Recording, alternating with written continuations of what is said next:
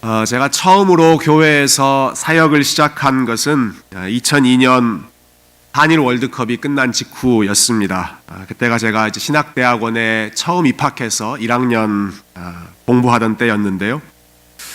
경기도 광명에 있는 아파트 상가에 있는 작은 교회에서 주일학교 전도사로 처음 부임하게 됐습니다.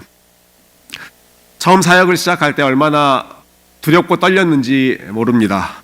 다리가 후덜덜 거렸습니다. 처음으로 교회에서 전도사 타이틀을 가지고 사역한다라고 하는 긴장감도 컸지만 특히 하필 제 앞에 저의 전임자이셨던 분이 그 교회에서 주일학교 사역만 한 10년 정도 하셨던 이 베테랑 사역자이셨기 때문에 그분 뒤에서 제가 한다는 것이 굉장히 저의 마음 가운데 큰 부담이 되었습니다. 여러분 아마 이전에 경험해보지 못한 일들을 경험하실 때 혹은 낯선 환경에서 무언가를 새롭게 시작해야 할 때 긴장하셨던 경험, 새로운 직장 혹은 새로운 환경, 새로운 삶, 긴장하고 두려워했던 그런 경험들이 아마 다들 있으실 겁니다. 저도 오늘 이렇게 꽃이 많을 줄 몰랐습니다. 이렇게 꽃에 둘러싸여서 설교하는 것도 처음 있는 일인 것 같은데요. 한국에 꽃보다 뭐뭐 시리즈 있었죠. 꽃보다 할배, 꽃보다 청춘, 꽃보다 목사 하면 좀 너무 제가 오버하는 게 되겠죠. 여러분 말씀드리고 싶은 것은 이것입니다. 무언가를 시작할 때 가지고 있는 두려움과 긴장감이라고 하는 것이죠.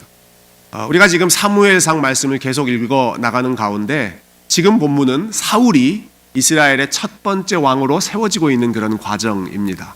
굉장히 중요한 역사적인 전환기입니다.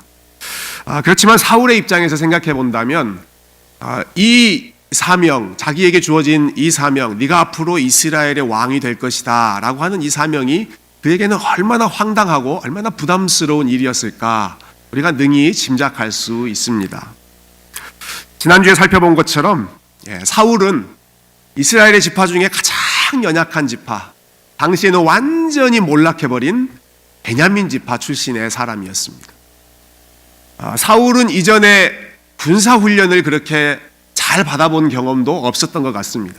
우리가 지난주 9장 말씀에서 보았던 사울의 모습은 그저 아버지 말씀 순종해서 열심히 암나귀 찾아다니는 그런 목자의 모습이었죠.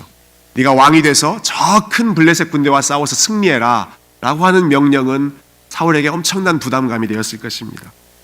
뿐만 아니라 여러분 이스라엘에는 왕이라고 하는 제도가 이전에 없었습니다. 그렇기 때문에 전혀 선례가 없는 그러한 길을 처음으로 개척해야 된다라고 하는 것 역시 사울에게는 큰 부담감으로 다가왔을 것입니다. 아무것도 준비가 안 된 상황에서 사울은 갑작스럽게 왕으로 부름을 받은 것이죠. 오늘 본문 10장 1절에 보시면 이렇게 시작합니다. 이에 사무엘이 기름병을 가져다가 사울의 머리에 붓고 입맞추며 이르되 여호와께서 내게 기름을 부으사 그의 기업의 지도자로 삼지 아니하셨느냐. 사울이 사무엘로부터 기름 부음을 받았습니다. 구약시대에 어떤 사람에게 기름을 부었다라고 하는 것은 이 사람을 정말 중요한 일을 위해 따로 구별한다라고 하는 의미였습니다. 제사장을 세울 때 기름을 부었고 또 선지자를 세울 때 기름을 부었고 이제 처음으로 왕을 세우면서 사울에게 기름을 붓는 역사적인 순간인 것이죠. 이렇게 역사적인 상징성을 갖는 순간이지만 사울 본인에게는 계속 스스로에게 질문하며 어리둥절한 그러한 마음을 버릴 수 없었을 것입니다. 과연 내가 왕이 될 자격이 있을까? 과연 내가 왕으로 이 나라를 잘 다스릴 수 있을까? 하는 두려움과 불안한 마음이 그의 마음을 계속 어수선하게 만들었을 것입니다. 그런데 이런 상황에서 우리 하나님께서 아주 세심하게 사울의 마음을 조금씩 만져가십니다.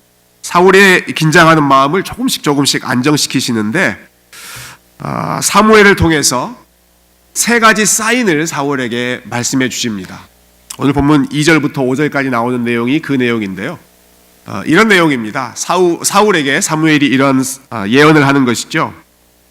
사울아, 네가 나를 떠나서 돌아가는 길에 가는 길에 두 사람을 만날 건데 그 두 사람이 너에게 지금 잃어버려서 찾고 있던 그 암나귀에 대해서 이야기해 줄 것이다. 암나귀를 찾았다라고 하는 말을 너에게 들려줄 것이다. 생판 모르는 사람이 그러한 이야기를 해준다라고 하는 것이죠.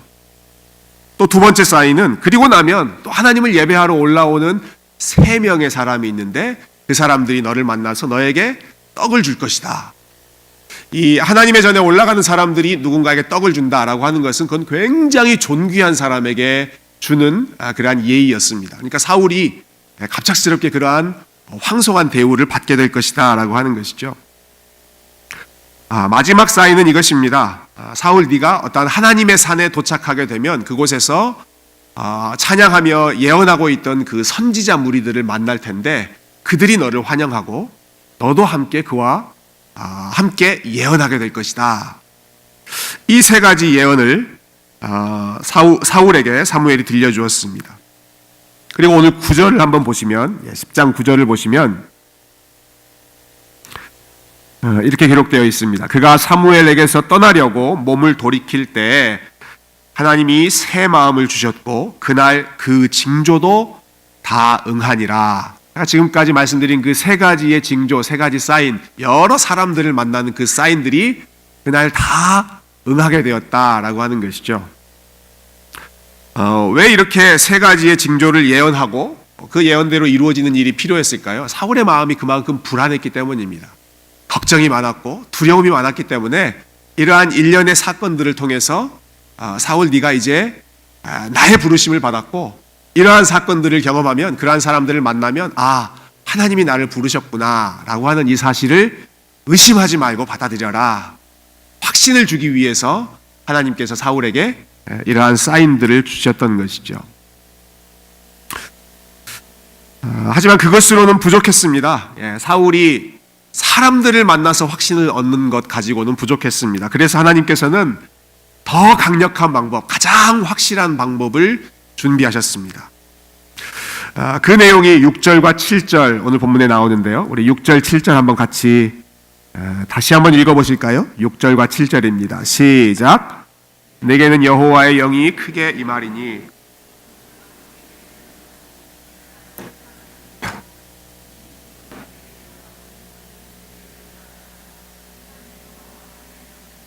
아멘. 하나님께서 사울을 위해 준비하신 최고의 확신은 하나님의 영, 성령이 친히 사울에게 임하는 것이었습니다. 사람 만나는 게 아니라 하나님의 영이 사울에게 임하고 사울의 마음을 바꾸고 사울을 새 사람으로 만들어줄 것이다 라고 하는 것이죠. 그 예언대로 10절 말씀에 보면 사울이 하나님의 산에 오를 때 여러 가지 악기로 찬양하며 노래하던 선지자들을 만나게 되고 그 선지자들이 환영할 때 하나님의 영이 사울에게 강력하게 임합니다. 그래서 사울에게 새 마음이 이루어지고 그리고 사울이 완전히 새 사람이 되어서 그 선지자 무리들과 함께 예언하는 사람으로 바뀌게 됩니다.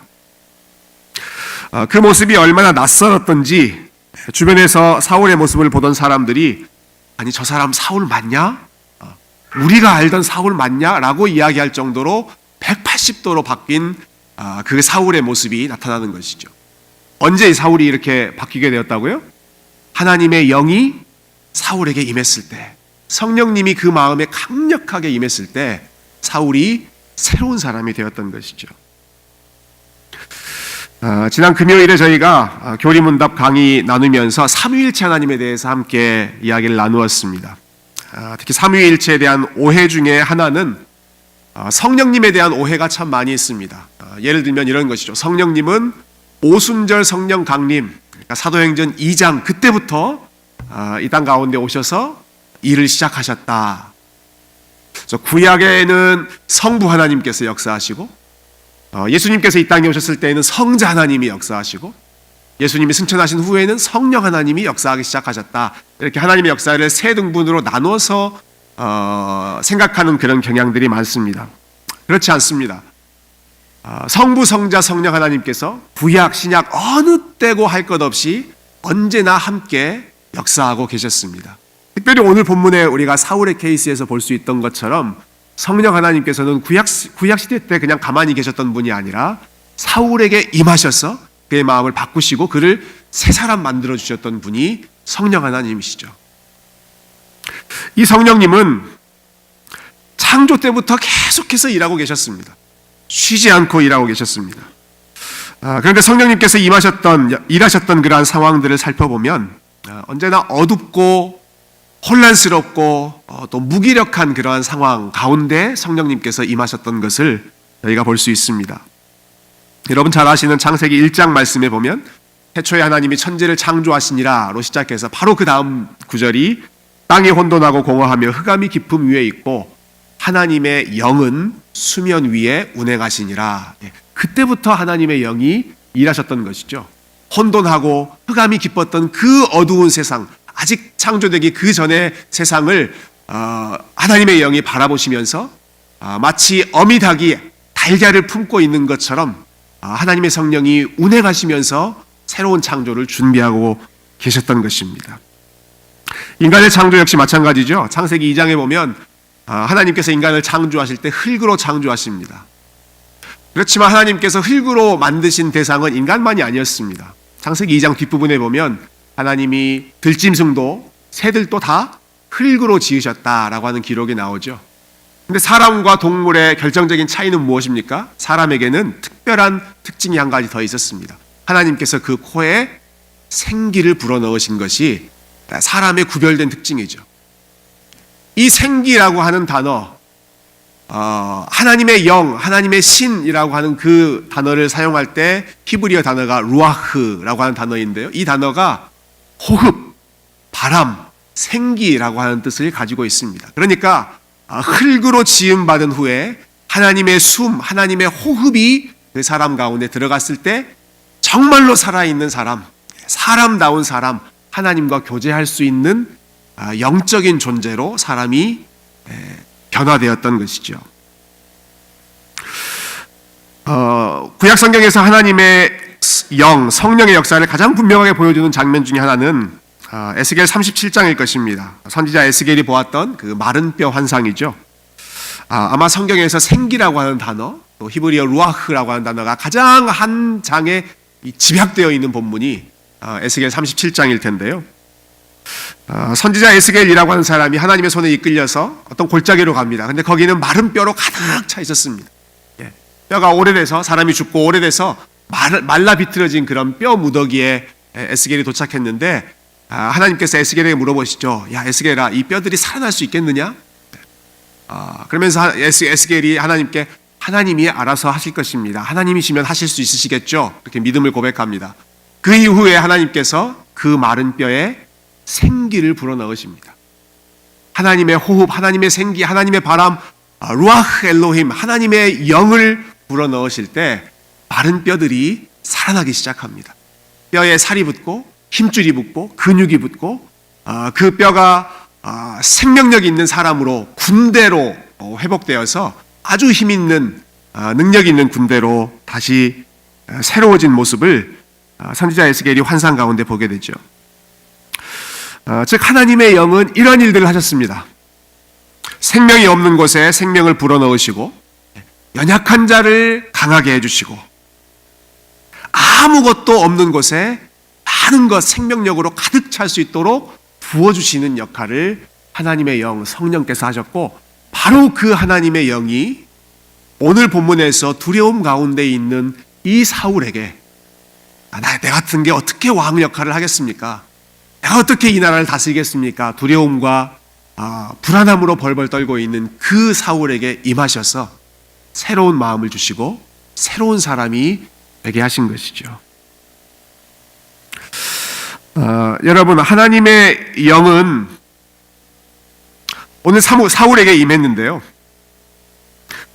그렇다면 이 사울처럼 왕이나 특별한 직분을 가지고 있는 그런 특별한 위치에 있는 사람에게만 하나님의 영이 임하는 것일까요?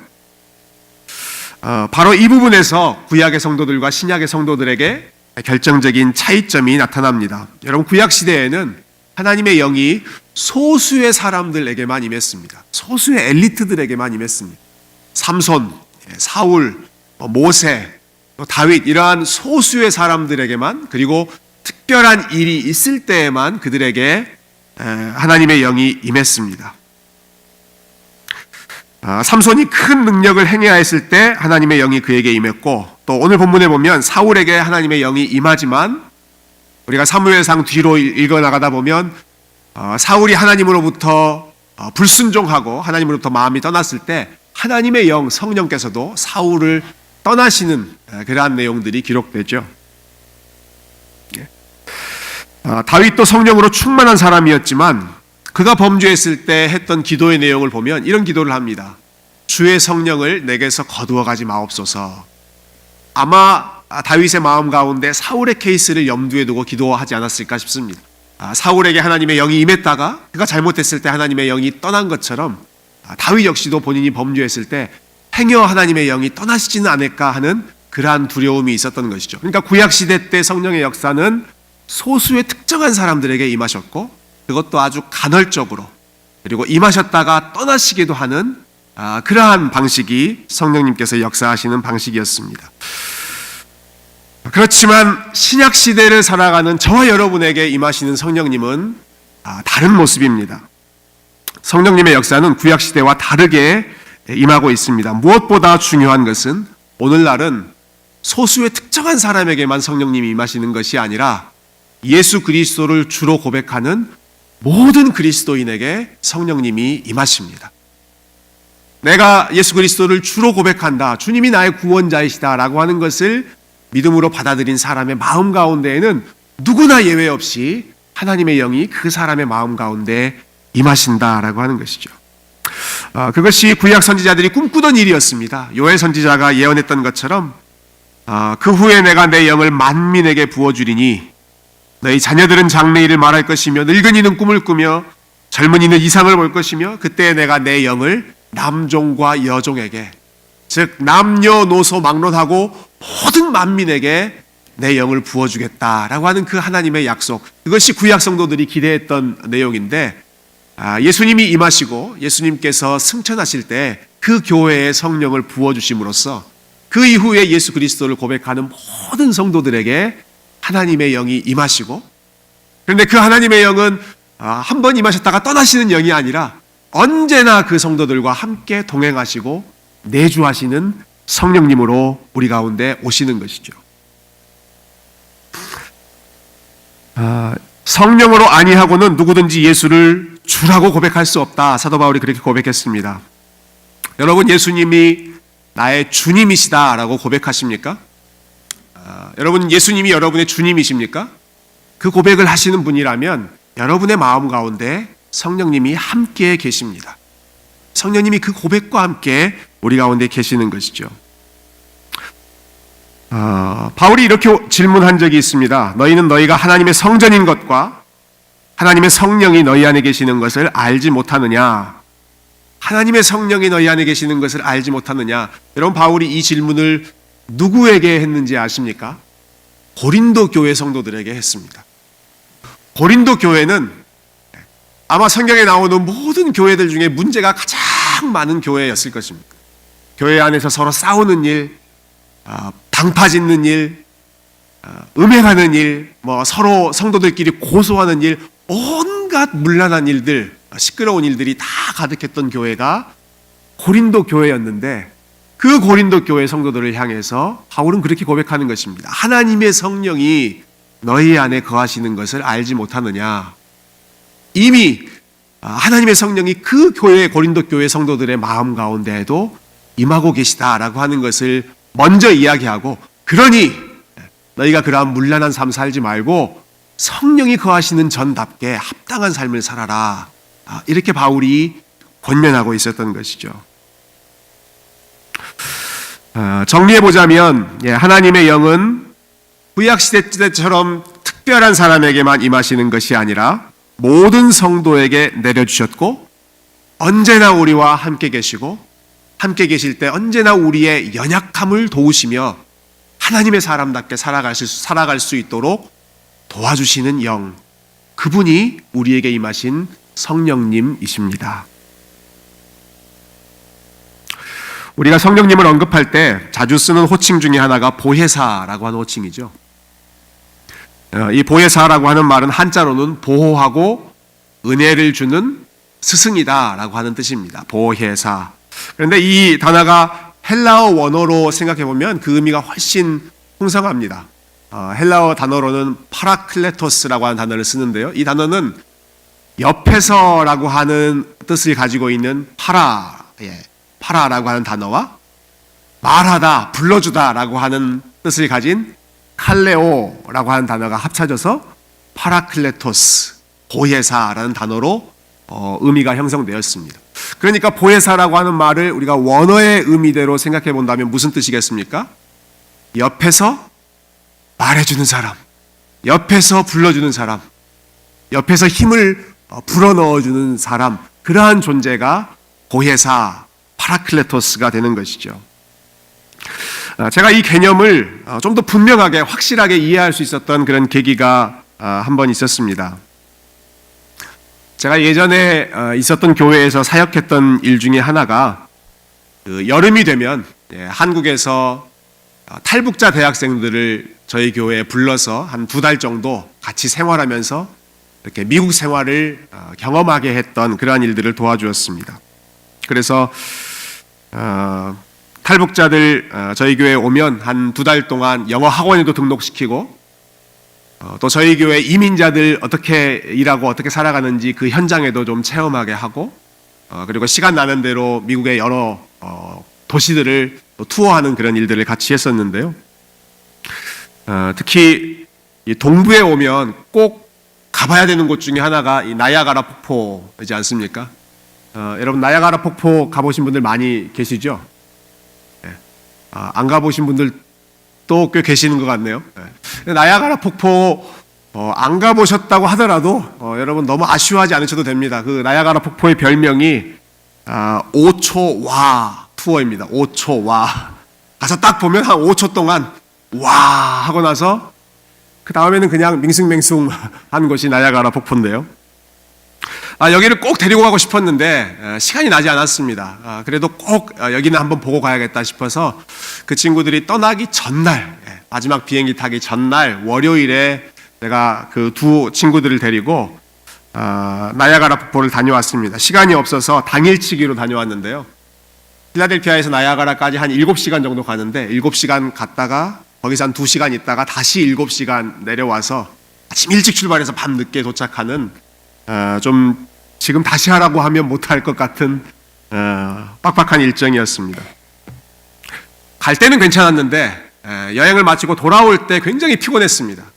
제가 혼자서 운전을 다 해야 되는 상황인데 너무너무 졸려서 제가 그 두 친구 중에 한 명 보고 야, 너 내 옆에 앉아서 재밌는 얘기 좀 해라 라고 부탁을 했더니 이 친구가 이런 얘기 저런 얘기, 본인이 두만강을 어떻게 건넜는지, 중국에서 어떻게 태국까지 여행했는지 뭐 그런 이야기들을 다 들려주더라고요. 여러분 북한의 군대는 10년 근무하는 거 아십니까? 북한 군대 자기가 복무하다가 탈출했던 얘기, 북한에서 연애했던 얘기 뭐 이런 얘기를 계속 들려주었는데요. 제가 그 얘기 듣다가 신학교 때 배웠던 이 파라클레토스가 이거구나라는 걸 깨달았습니다. 옆에서 계속 얘기해 주시는, 옆에서 계속 말해주면서 내가 지치지 않도록, 졸지 않도록 붙잡아주는 존재가 이런 존재구나 라고 하는 것을 깨달은 거죠. 행여나 졸까봐, 행여나 지칠까봐 깨워주고 말해주고 불러주고 옆에서 깨워주는 존재, 파라클레토스, 성령님께서 우리에게 그렇게 동행해 주신다라고 하는 것이죠. 저와 여러분이 걸어가는 믿음의 여정이 만만치 않잖아요. 긴 여정을 걸어가야 되잖아요. 쉽게 지치잖아요. 그렇기 때문에 그때마다 성령님께서 바로 옆에서 야, 정신 차려, 졸지 마, 일어나. 우리가 마음에 낙심이 됐을 때에는 야, 힘내, 너 하나님의 자녀야, 내가 증언해 줄게, 너 하나님의 존귀한 자녀야 라고 격려해 주시면서 성령님께서 옆에서 말씀해 주시는 거죠. 도무지 기도할 힘조차 없을 때에는 성령님께서 어떻게 해주십니까? 우리에게 기도할 힘조차 없을 때에는 친히 그분이 탄식하시면서 우리를 위해서 간구해 주시죠. 우리가 누군가를 위해서 섬기고 사랑하는 일이 힘들 때 역시 성령님께서 우리 옆에서 도와주시면서 하나님이 우리를 어떻게 사랑해 주셨는지를, 그 사랑을 우리 마음에 부어주시고 예수님께서 우리를 어떻게 섬겨주셨는지를 알려주심으로 우리가 다시 한번 힘내서 섬기고 사랑할 수 있도록 끊임없이 우리에게 말씀해 주시고 끊임없이 우리에게 격려해 주시는 분이 보혜사 성령님이십니다. 여러분, 하나님께서 저와 여러분에게 이 성령님을 보내주셔서 저와 여러분이 걸어가는 이 믿음의 여정이 지치지 않도록 계속해서 힘을 부어주시는 줄로 믿으시기를 바랍니다. 말씀을 정리하고 싶은데요.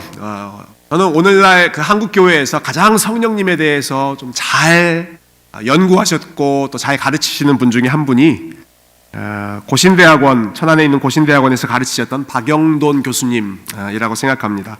제가 이분이 쓰신 책을 통해서 성령님에 대해서 굉장히 많은 것을 배우게 되었는데요.